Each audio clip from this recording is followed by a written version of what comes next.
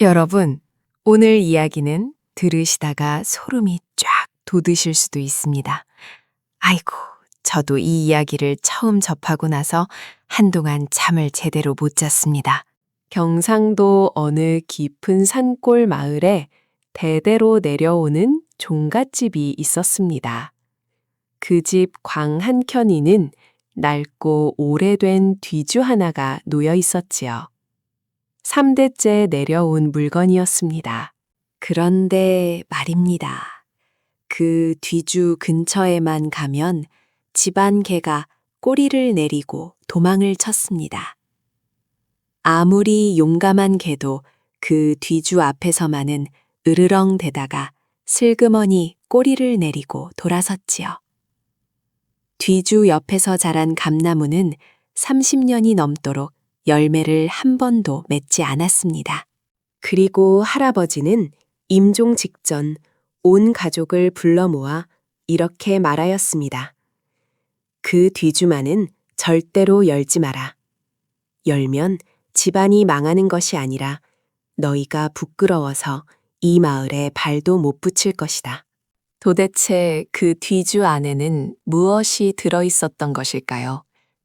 그리고 3대가 지나서 끝내 그것을 열어버린 사람은 무엇을 보았던 것일까요? 오늘 이 이야기를 끝까지 들으시면 여러분도 그 뒤주 앞에 서 있는 것만 같은 기분이 드실 것입니다.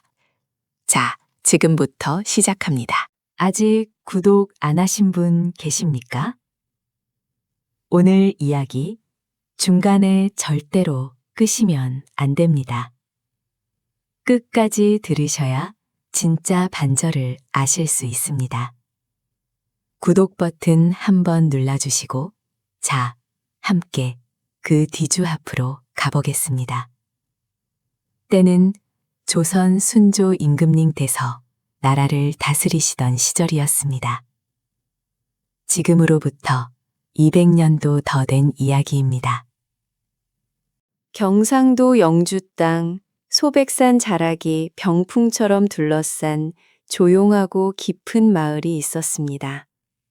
마을 이름은 송계리, 소나무와 시냇물이 어우러진 아름다운 곳이었지요. 그 마을에서도 가장 높은 자리, 뒷산을 등지고 앞에 논을 펼쳐둔 곳에 기와집 한 채가 자리를 잡고 있었습니다. 조씨 집안의 종가였습니다. 이 조씨 집안은 마을에서 대대로 존경받는 가문이었지요. 증조 할아버지 때부터 이 땅에 뿌리를 내리고 논밭도 꽤 많이 일구어 놓았고, 마을 사람들이 어려울 때면 쌀이나 보리를 나누어 주기도 하는 넉넉하고 인심 좋은 집안이었습니다. 이 집안의 어른 조한필 영감은 나이 70에도 등이 꼿꼿하고 목소리에 힘이 있는 분이었습니다. 평생 학문을 닦고 마을의 크고 작은 일을 도맡아 해결하며 살아온 진짜 어른이었지요. 동네 사람들은 모두 그를 영감어른이라 부르며 따랐습니다. 조한필 영감에게는 아들이 둘 있었습니다. 큰아들 조성득은 아비를 닮아 성품이 단단하고 말이 없었습니다. 40 중반의 나이에 이미 마을 일을 여러 가지 맡아서 하는 믿음직한 장남이었지요.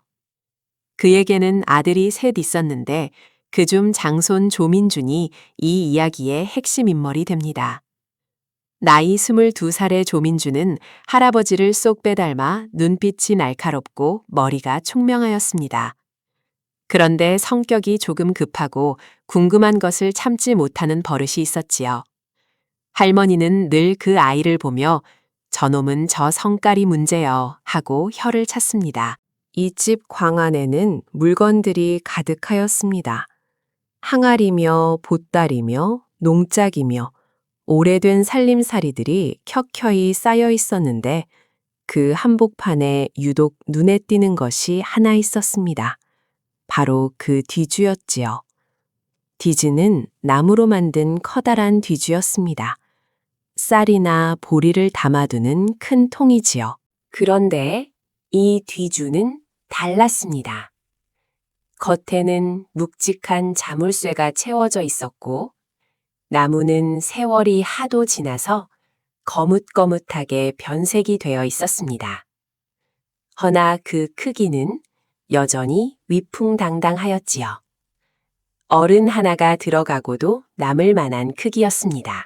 집안 식구들은 어릴 때부터 저 뒤주는 절대 건드리지 말라는 말을 귀에 못이 박히도록 들었습니다.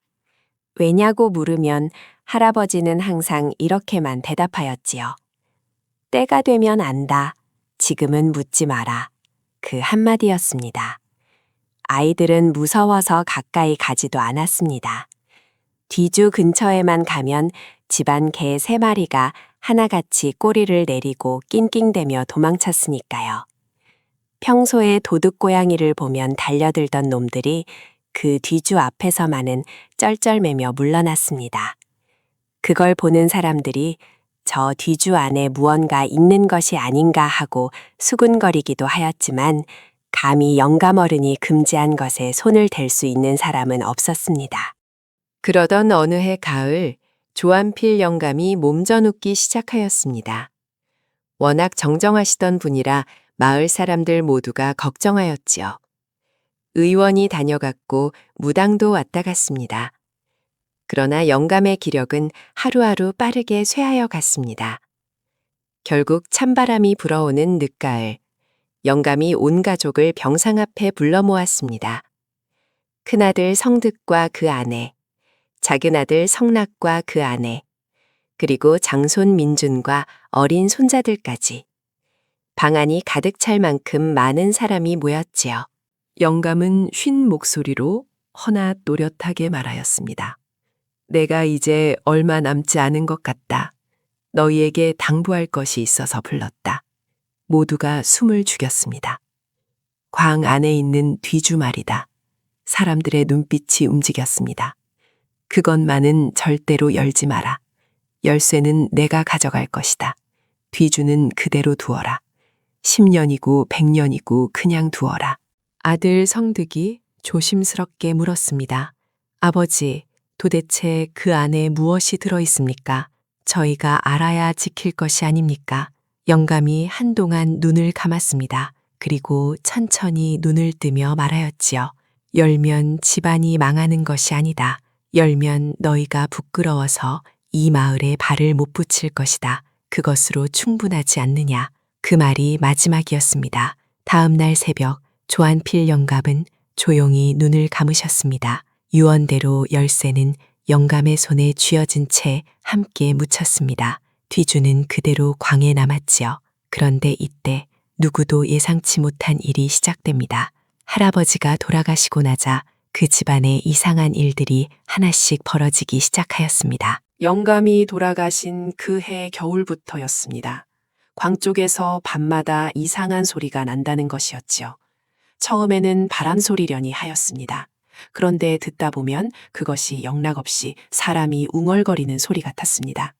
할멈 하나가 밤에 뒷간을 가다가 광 쪽에서 들려오는 소리를 듣고 혼비백산하여 달려온 일도 있었지요. 마님, 광 쪽에서 누가 말하는 소리가 납니다. 도비인지 귀신인지 모르겠습니다. 큰아들 성득이 등불을 들고 직접 나가보았습니다. 광 문을 열고 들어가 보니 아무도 없었습니다. 다만 그 뒤주 앞에 서자 어디선가 바람이 한 줄기 훅 지나가며 등불이 꺼질 듯 흔들렸습니다. 성득은 뒤주를 한번 내려다보다가 발걸음을 돌렸습니다. 아버지의 당부가 생각났기 때문입니다. 그러나 젊은 장손 민주는 달랐습니다. 민주는 그 소리를 들을수록 뒤주에 대한 궁금증이 불처럼 타올랐습니다. 저 안에 도대체 무엇이 있는 것인가? 할아버지는 왜 그토록 감추려 하셨던 것인가? 민주는 밤마다 광 앞에 서서 뒤주를 바라보다가 돌아오기를 반복하였습니다. 그러면서 마음속에서 자꾸 이런 생각이 고개를 들었습니다. 열면 어떻게 된다고 하셨지? 집안이 망하는 것도 아니고 부끄러워서 마을에 못 붙어 있게 된다고 하셨지. 부끄러움이라면 견딜 수 있는 것 아닌가. 나는 어른이고 이 집안의 장손이다. 내가 알아야 할 것은 내가 알아야 한다. 젊은 사람의 궁금증이란 이처럼 무서운 것입니다. 이듬해 봄이 되었습니다. 뒤주 옆 감나무에 꽃이 피었습니다. 그런데 이 감나무, 마을 사람들이 다 알듯이 30년이 넘도록 꽃 한 번 핀 적이 없던 나무였습니다. 그런데 갑자기 흰 꽃이 탐스럽게 피어난 것이지요. 어떤 이는 좋은 징조라 하였고 어떤 이는 이상한 일이 일어날 징조라 하였습니다. 옆마을 점쟁이 영감이 그 소문을 듣고 찾아와서는 감나무를 한참 바라보다가 이렇게 말하였지요. 이것은 땅 속에서 무언가가 마지막으로 세상의 모습을 드러내려는 것이요. 그 집안에 오래 묻힌 것이 있소? 그 말이 민준의 귀에까지 들어왔습니다. 민준의 가슴이 두근두근 뛰었습니다. 그해 여름이었습니다. 아버지 성득이 마을 일로 이틀간 읍내를 다녀오게 되었습니다. 어머니도 친정 제사에 가시게 되어 집에는 젊은 민준 내외와 어린 동생들만 남았지요. 민준은 그날 밤 잠을 이루지 못하였습니다. 천장을 바라보며 뒤척이다가 결국 자리에서 일어났습니다. 아내가 눈을 떴습니다. 어디 가시오? 잠깐 바람 좀 쐬고 오리다. 그것은 거짓말이었습니다. 민주는 등불 하나를 들고 조용히 광으로 향하였습니다. 광 문을 열자 익숙한 먼지 냄새가 코를 찔렀습니다. 그는 천천히 뒤주 앞에 다가갔습니다. 자물쇠는 잠겨 있었습니다. 허나 민주는 이미 준비를 해두었지요. 대장간에서 철사를 구해 자물쇠를 따는 법을 몰래 익혀두었던 것입니다. 떨리는 손으로 자물쇠를 만졌습니다. 그 순간이었습니다. 집 밖에서 개들이 일제히 짖기 시작하였습니다. 낑낑대는 소리가 아니었습니다. 울부짖는 소리였지요. 마치 무언가를 막으려는 것처럼 슬프고 간절한 울음이었습니다. 민주는 잠깐 멈추었습니다. 허나 이내 이를 악물었지요. 짐승의 소리에 내가 겁을 먹는 것이냐. 그런데 이때 누구도 예상치 못한 반전이 기다리고 있었습니다. 자물쇠가 열리던 그 순간 민주는 평생 잊지 못할 것을 보았습니다. 그리고 그것을 본 순간 그는 그 자리에 주저앉아 엉엉 울기 시작하였습니다. 철컥, 자물쇠가 열렸습니다. 민준의 심장이 쿵 내려앉았습니다. 손이 덜덜 떨렸습니다. 그는 천천히 뒤주 뚜껑에 손을 얹었습니다. 무거운 뚜껑을 조금씩 들어 올렸습니다. 삐걱, 오래된 나무가 소리를 냈습니다. 등불을 들이밀었습니다. 뒤주 안은 비어 있었습니다. 아무것도 없었습니다. 민주는 어리둥절하였습니다. 비어 있다고? 그러면 도대체 할아버지는 왜? 그런데 그 순간 등불빛이 뒤주 바닥을 비추었을 때 민준의 눈에 무언가가 들어왔습니다. 뒤주 바닥 나무판에 무언가가 빼곡하게 새겨져 있었습니다. 민준은 등불을 낮추고 눈을 가늘게 뜨며 들여다보았지요. 글씨였습니다. 칼 같은 것으로 직접 새긴 조그마하고 빽빽한 글씨들이었습니다. 민준의 눈이 처음 몇 글자를 읽는 순간 그의 얼굴이 새하얗게 변하였습니다. 뒤주 바닥에 새겨진 글은 이러하였습니다. 나는 이 뒤주 안에서 죽었다. 이름은 돌쇠이며 나이는 21이다. 내가 왜 이 안에 갇혔는지는 이 집 조한국 어른만이 안다. 조한국 어른은 내가 훔치지 않은 쌀을 내가 훔쳤다 하여 나를 이 뒤주에 가두었다. 사흘을 굶기며 내가 도둑질을 자백하면 내보내겠다 하였으나 나는 하지 않은 일을 하였다고 말할 수 없었다. 결국 나는 이 안에서 눈을 감았다.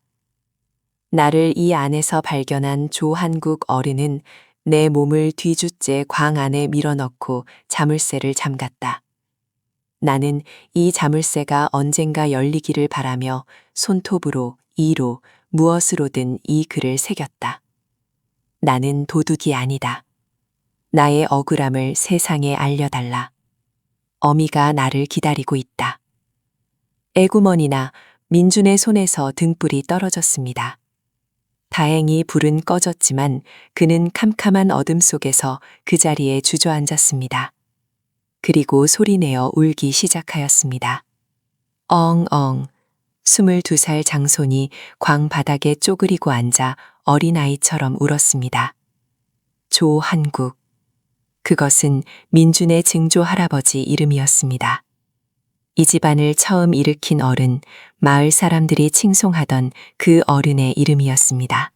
아이고, 이제야 모든 것이 맞아떨어졌습니다. 할아버지 조한필 영감이 왜 그토록 뒤줄을 열지 말라고 하였는지, 왜 집안이 망하는 것이 아니라 부끄러워서 마을에 못 있게 될 것이라고 하였는지, 조한필 영감 본인도 그 뒤주 안에 무엇이 있는지 알고 있었습니다.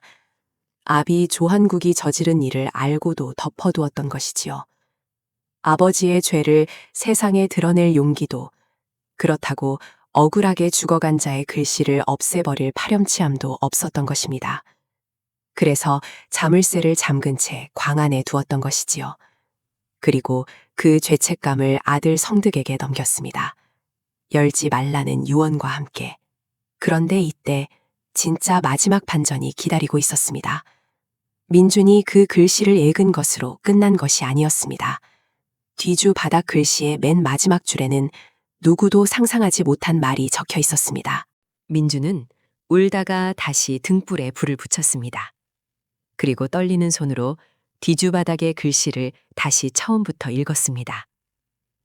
마지막까지 읽어내려가자 글씨의 끝에 이런 말이 새겨져 있었습니다. 이 글을 읽는 이에게 원한을 품지 않는다.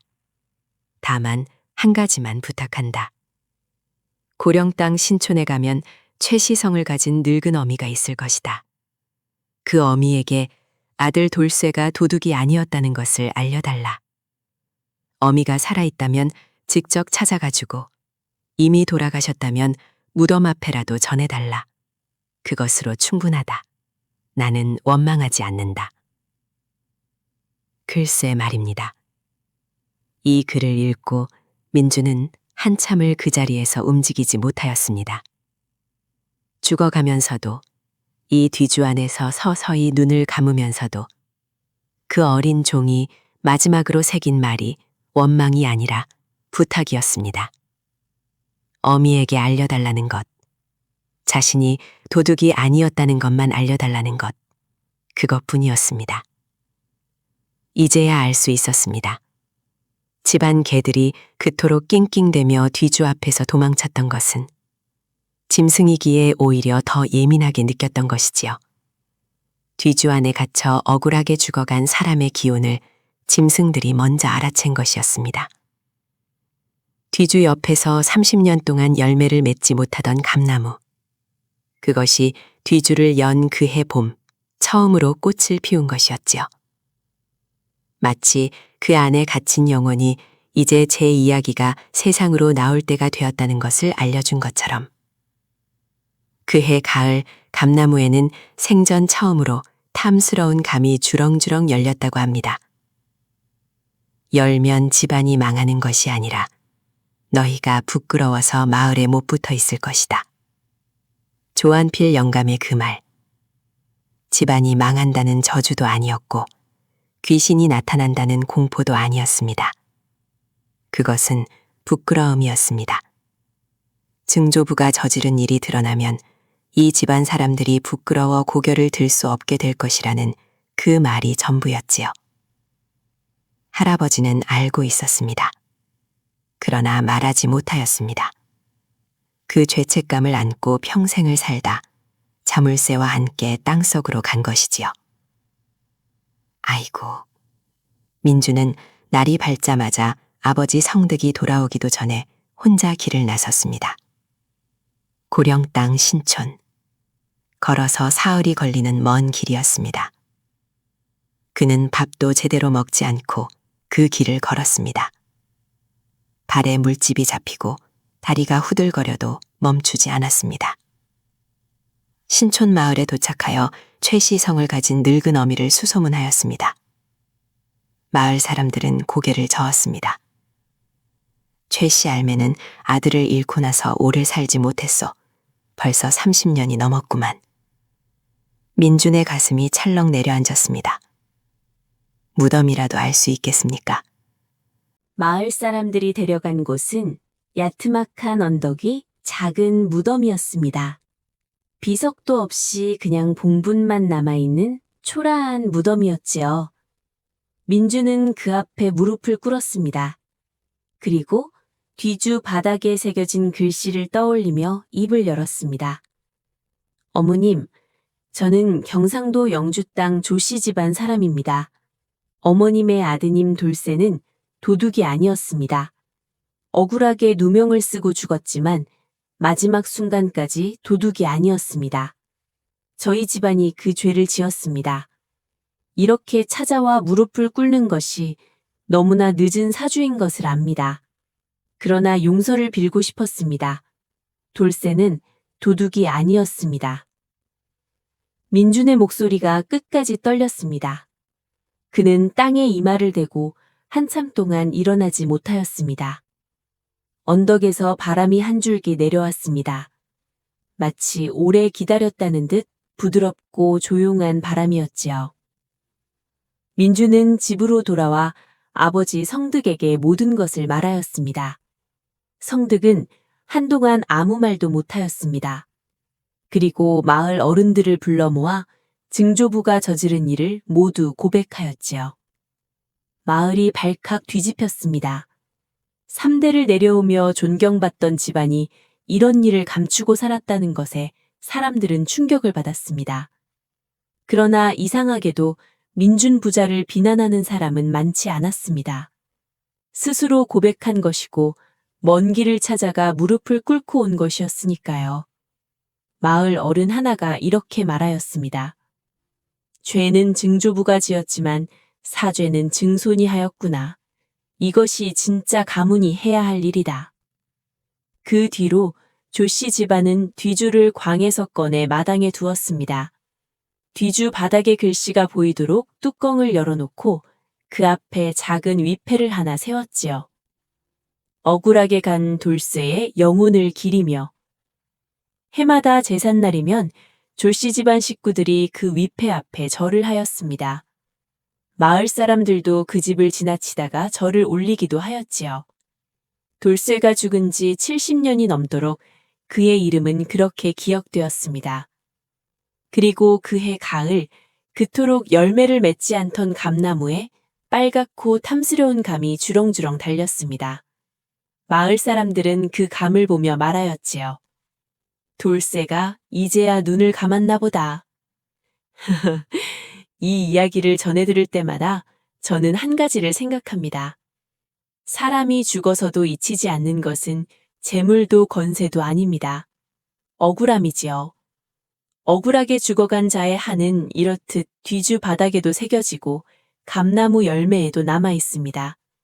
반대로 말하면 그 억울함을 풀어주는 용기 하나가 3대가 쌓아온 부끄러움보다 더 오래 기억된다는 것이지요.